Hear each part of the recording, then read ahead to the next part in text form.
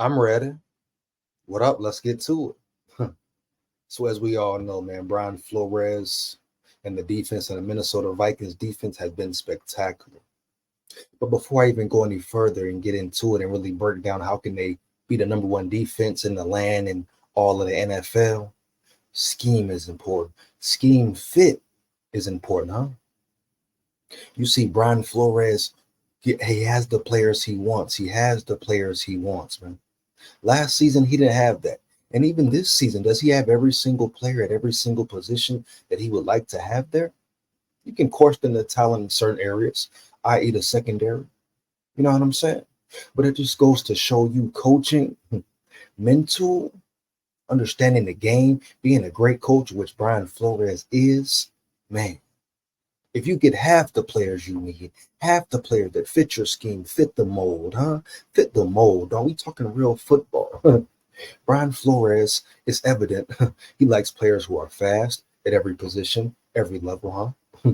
Players who are physical, determined, right? Smart. Oh, the Vikings have some smart players, not just athletic, not just fast, physical, very smart. You know, you look at the Van Ginkels, the Jonathan Grenards, right? Shaq Griffins, huh?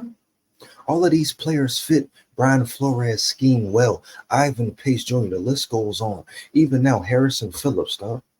Huh? Taki Tamani, young players to veterans, etc. Dog. Jonathan Bullard, homie. Harrison Smith, Cam Bynum, Josh Metellus. These players fit the scheme very well. That's where you see it translating onto the field like it has. And it didn't take much. A little changes at position here or there, improve in certain areas. Bring a player like Van Ginkel in. Bring a linebacker like Blake Cashman in, who's fast as hell. I compared him to moving like a snake on that field, homie.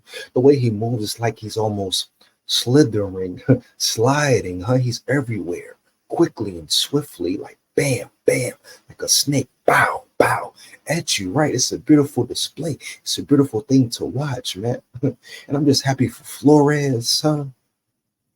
Everything he's been through with the NFL or going through, the lawsuit, the settlement, Tua talking out the side of his neck, you hear me? But we ride with Flow. We ride with B Flow. You hear me, dog? Players, fans, etc. We ride with Brian Flores and we make it known, homie. Heavy. Kill that noise. Forget what they talking about. Brian Flores is the mastermind. Mastermind. But you need the players to do it. So shout out, big props to the players as well for zoning in. Every player can't do it. We seen that last season. He turned that defense around, huh? Lacking talent in certain positions. Lacking players with certain mental, like being able to have a certain mental capacity for the game, understand their role, their assignments, and playing it well, right? Now he has that. Now he has that. Shockingly, no one expected this. I mean, we expected a good defense, but this good, homie? This good? You holding the Texans to 7 points? Come on, bro. That's crazy. That's phenomenal. No one's doing that, dog. It starts with Flores, coaching to players, bro. You got players like Shaq Griffin, veterans, huh? Performing well, locking things down on his side. Stephon Gilmore, huh? Veteran in the game, playing great ball, great ball. Kudos to the players, but it starts with Brian Flores putting them in the best position to succeed and maximize their skills and potential, dog. Real football, man, not rocket science, right? But football, you hear me? It's a beautiful thing. It's been a beautiful display, man. This defense in motion looks fluid, looks in sync, they have so much chemistry, cohesion. Look like they've been playing together for 5 years, and it's really just a second year in, but you have added new players, and they just all fall in line, mesh very well, in sync, homie. That doesn't happen a lot. It's very rare, huh? But you got to respect Flores, his staff, and the players for buying in, zoning in, huh? Putting the work in, dog. This takes a lot of work. How good this defense looks, it don't happen overnight, homie. These are reps, repetitions, word, communication, understanding. You hear me? They didn't even have Ivan Pace Jr. today. Shout out Gruger Hill. Stepping in, next man up mentality. He's a true veteran. He got veterans all over the field, dog. Guys who are getting second chances, opportunities. Jihad Ward, Jerry Tillery, big body dude, big dude. How did he not get utilized wherever he was at? That just shows you change of atmosphere, environment. Being around a great coaching staff can change a whole player's confidence, make them believe again, homie. This defense has a certain attitude, playing with a certain tenacity, right? No fear. They're just going. They're just going. What Josh Metella say? Know your job. Just go, bro. Just go. And the thing I love, if they mess up, if a big play happens, they don't stop. They don't pout. They don't put their heads down. They believe in each other. They trust in each other, dog. You hear me? They keep going on to the next one, on to the next play. Not every team does that, man. But the way this defense is playing, boy, they can definitely finish the season #1, but I need to expound on how. It starts with the pass defense. It will start with the pass defense. I'm going to get into some of the stats from the Texans game. But if that pass defense improves, which I like how it looks already, they still giving up some plays here or there. They're still playing great ball. Can't take that from them. But if they solidify that, tighten that up, huh? The secondary really on lockdown. Man, this defense, how can you score on them? Huh? Even if you get yards, they clamp down in the red zone. They shut you out in the red zone. They ain't giving up TDs, huh? They ain't giving up no tutties, baby. Man, beautiful display of greatness, man. And these guys are flying around. Jonathan Grenard had 3 sacks, man. The way B-Flow schemes it up.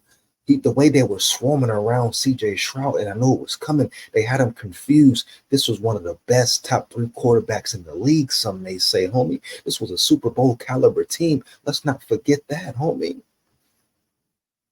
I got to reiterate it, and I know they don't want to give the Vikings their props, but you got to give them their props at some point, dog. You got to say, hey, this team is real deal. This team is for real and legit, and this defense is the strong point of the team, dog.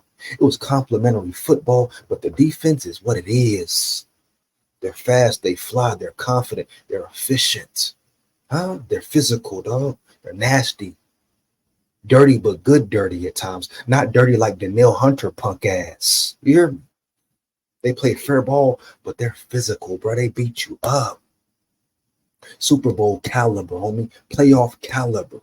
You hear me? Defense travels. Great defenses travel wherever they go, state to state. You're going to see it when they play them Swiss cheese Green Bay Packers. Let the Green Bay Packers try to run the ball 50 times. They're going to get their shit smacked. Stand on that 10 toes down, my boy.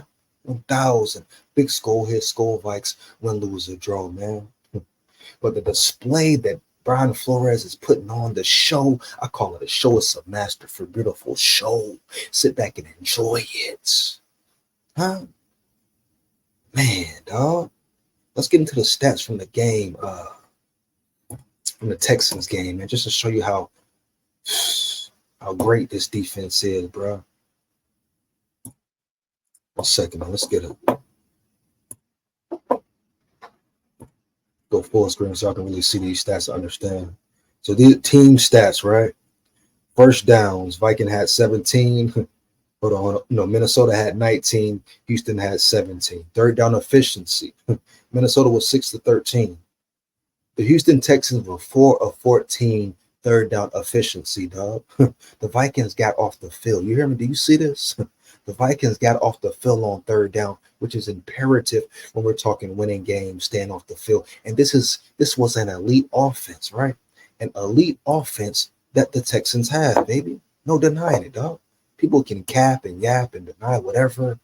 Elite offense, dog. Fourth down efficiency, 2 of 4. 2 of 4. 2 of 4. They went for it 4 times, made it 2, homie. Great job, man.